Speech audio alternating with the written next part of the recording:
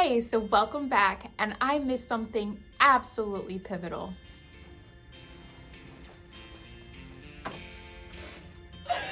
Yes, it has an extension.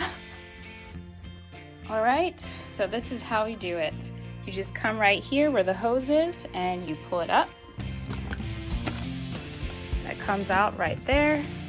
And then to get the handle off, all we have to do, see this is the handle here. All we have to do is press this tab. That was super easy. So now I have the handle and all I have to do is attach it to the hose here. You see there's this notch. So let's go ahead.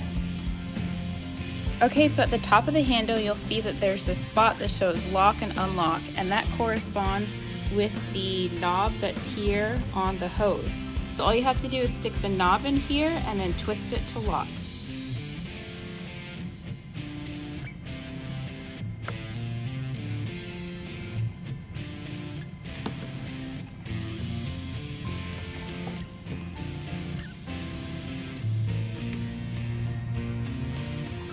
You are locked and loaded.